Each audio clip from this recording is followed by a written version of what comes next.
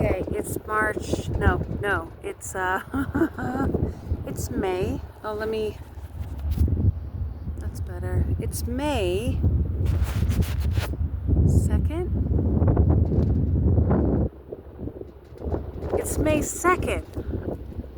It's May 2nd, and I'm here in Truth the Consequences, the land of my birth. Not truly at all.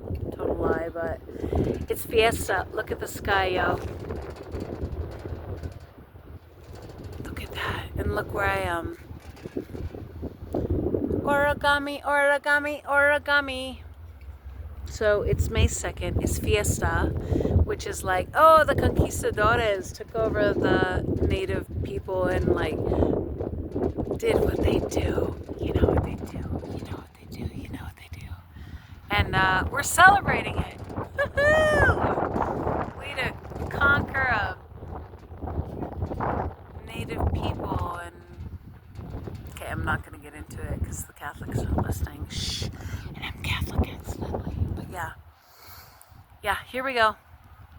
Welcome to Fiesta, circa 2025, in this year of our Lord. Mwah.